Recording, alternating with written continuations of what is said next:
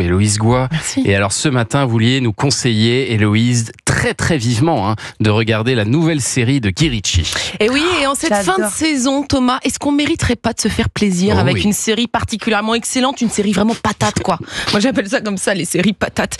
Et ben c'est pile le cas de Mobland, vous allez voir. Mais vous qui nous écoutez derrière votre poste, vous qui nous suivez tous les jours, vous vous rappelez peut-être d'un des gros coups de cœur de série de l'équipe de Culture Média.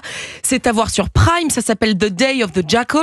Anissa était tombée en pamoison, Thomas il avait enchaîné les Nuits Blanches. Il y a beaucoup de suspense, mais c'est surtout une série qui va faire vibrer votre petit cœur. Le mien ne s'en est toujours pas remis. Vous allez avoir, je préfère vous prévenir, des sentiments pour le personnage principal. Parce qu'il est beau, il tue des gens et on l'aime.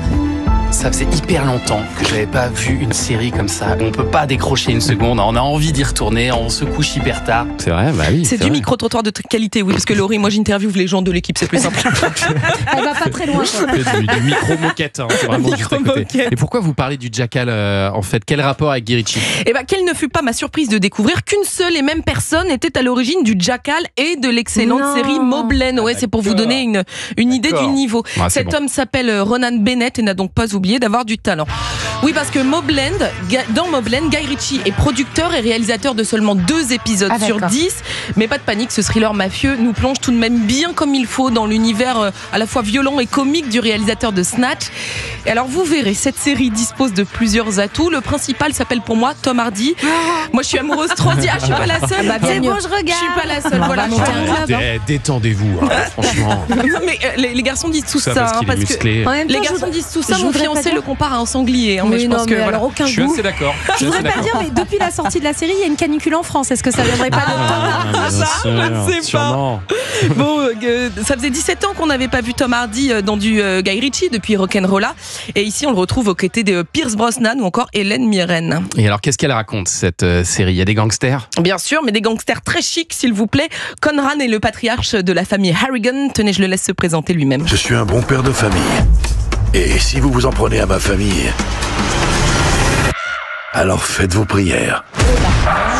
Et quand quelqu'un se croit tout permis, j'ai un homme pour le calmer.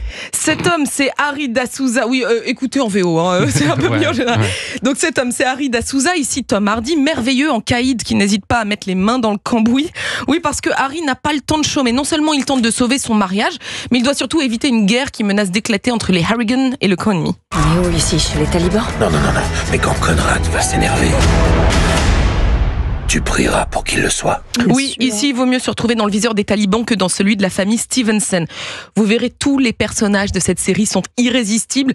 Hélène Mirren incarne par exemple une matriarche aussi odieuse que vicieuse. Je vous assure, on adore la détester. Je peux t'assurer que cette famille tombera en poussière à l'instant où tu cesseras de me faire confiance. Très bonne BO, si vous l'entendez. Bon, comme toujours avec Guy Ritchie, il faut pas trop avoir peur du sang pour regarder Mobland. Mais ce que je retiens surtout de cette série, c'est son suspense redoutable, les scènes d'action spectaculaires. Oui, parce que Tom Hardy était aussi un excellent motard. Et bien sûr, et très bon conducteur aussi. Et bien sûr, les formules savoureuses, teintées d'humour, so British. Moi, c'est ce que je préfère dans les séries.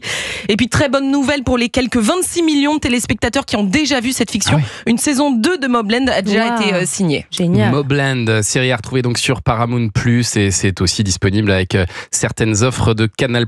Merci beaucoup, Héloïse Goua. Dans un instant, on revient, on va jouer au 3 ou rien. À tout de suite.